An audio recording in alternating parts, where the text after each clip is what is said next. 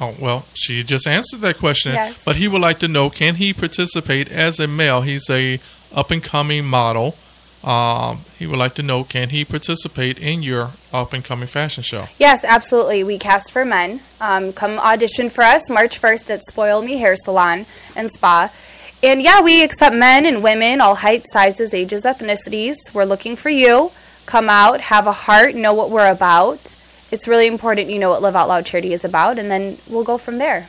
Also, the United Nations pageant accepts men in their pageants, and Live Out Loud Charity is starting something very special for the men. It's going to be like a knighthood, and that's something that we'll be announcing later on in the year. Okay. And, is your magazine mainly focused to women? Is it more women in the magazine than young men? We actually have, because we're highlighting so much fashion and we use so much of the fashion world in what we do, we actually have a good variety of men and women in our publication. It is primarily focused on women because Chicago is more of a womanly dominated world in the fashion scene, whereas New York is even. Okay. But of course we are showcasing the men that are part of what we do.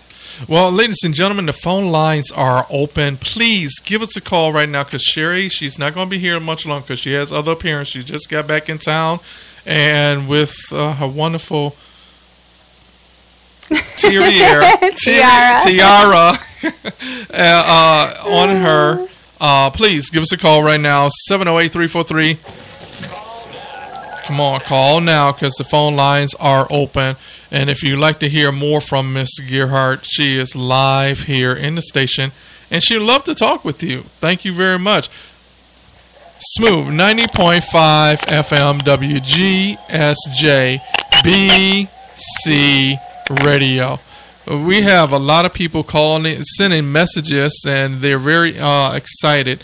I want to thank Miss Gearhart for coming out. She didn't have to do this, but she came all the way out. And I know she's tired from the Netherlands, with her beautiful sash and her wonderful. Who made the dress? This is by Satoko Mizuno. I absolutely adore her designs for everyday women's wear. And the necklace is by Mixie G Accessories. Oh, that's a necklace too? Yes. Oh, wow. Ladies and gentlemen, you have to take a look at this necklace because I actually thought that was a part of the dress. But this necklace is amazing. It is. And Michelle is a big supporter of what we do. Michelle Shaps, she designs these accessories in Thailand. They're all custom made, and she's designing and we're auctioning off a Live Out Loud charity piece at our upcoming fashion show, March 14th at Stephen Papa George Hair Academy. So everyone will have a chance to win one of these pieces at a very affordable rate. And Satoko Mizuno has been my wardrobe sponsor for Miss United Nations as my year as the ambassador. Something I want to mention, if it's okay. Go ahead. Okay, I was the recipient of the Humanitarian of the Year award, and this is a big honor, so if anyone can come out and support that, it's August 1st. It's from Quentin D. Alexander, We Live and Remember in Color, and they have one... Did you say Quentin D. Alexander? Wow, I've spoken with him. He's supposed to be here. Okay. Awesome. Okay. It's the Minnie Ripperton Humanitarian of the Year Award. So there are many recipients, and then there's one overall awardee for the Humanitarian of the Year. So I found that out on New Year's Day. Okay, and where is this going to be held at?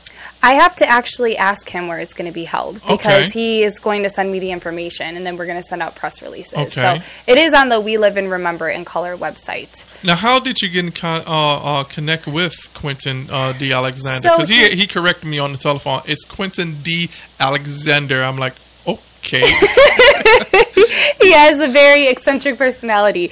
He is an awesome fashion designer. Yes. And he wanted to be part of our October show, but it was too late. We had already closed out designers for that show.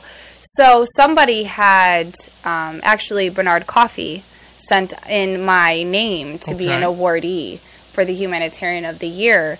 And so Quentin D. Alexander and his staff actually review all of the recipients, and then they choose one overall. Wonderful. Winner. I know that's going to be a very exciting evening. It is. It really is. Because of what he does. He takes homeless individuals and veterans and who have skin disorder, and he remakes them up, and they look tremendously amazing. And you wouldn't think that, wow, someone who has cancer or something of that nature looks like a runway model like yourself, 5-star runway model. But we are so excited. Is there anything else you would like to let the listeners know about your organization? Or? I do. If you're interested in suicide prevention, please check out qprinstitute.com. For $30, you can become suicide prevention certified.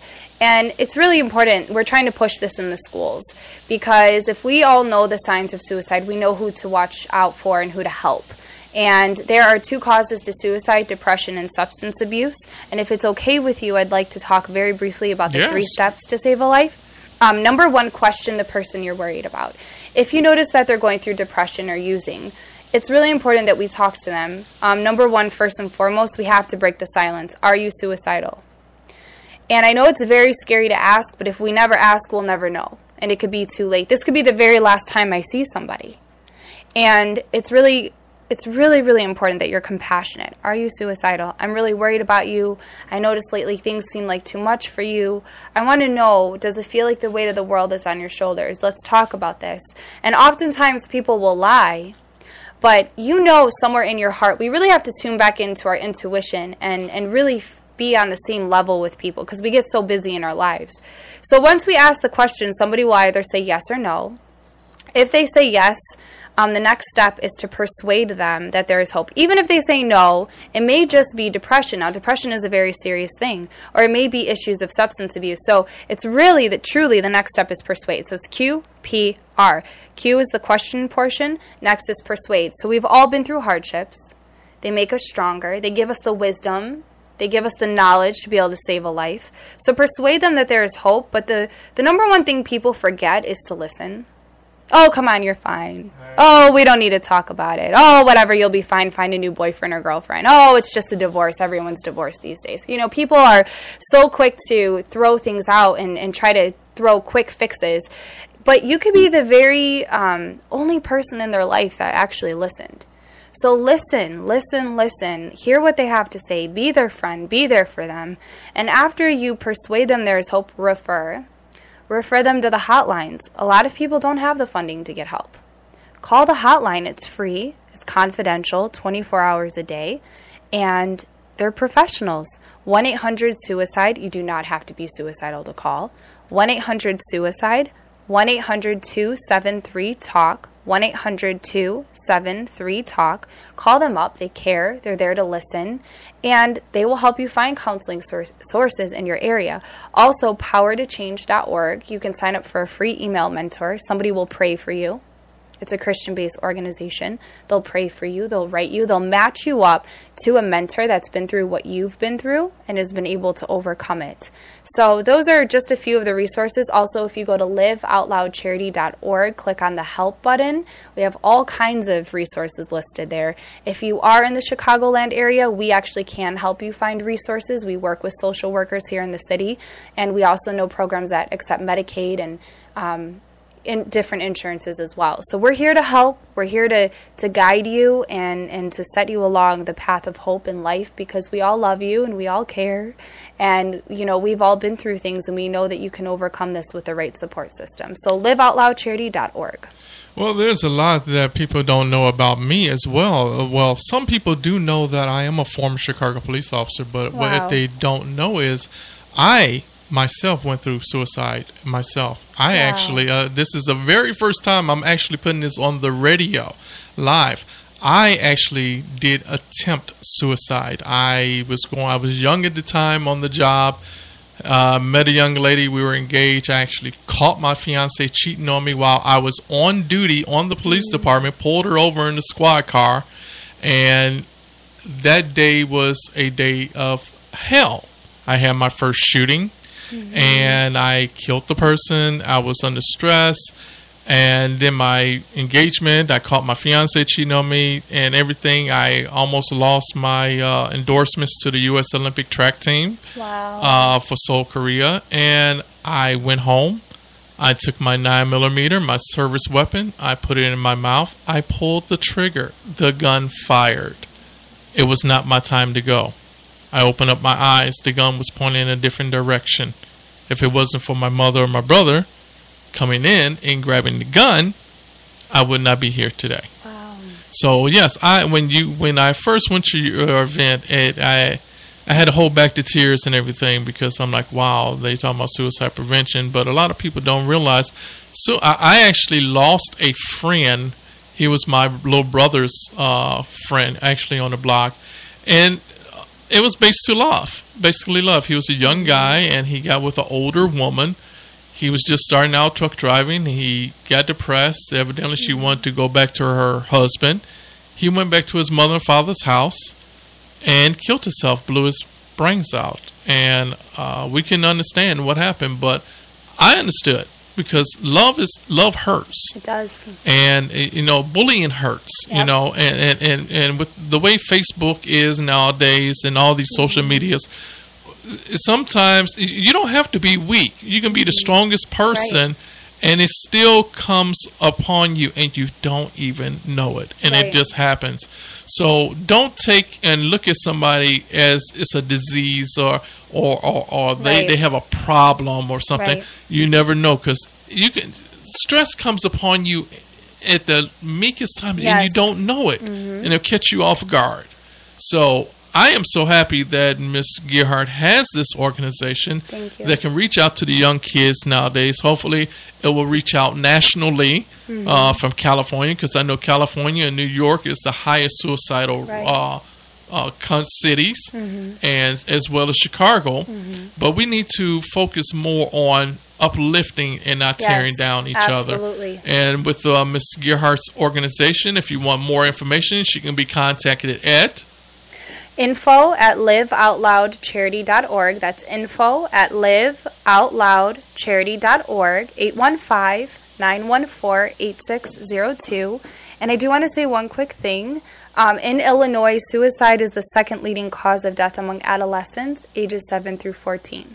So I think it's really important that we open up the dialogue with our children, that we're very kind to them, that we listen to them, because they are bullied at school, they are going through hardships, and not knowing how to read or how to do math problems can feel like the end of a world to a child.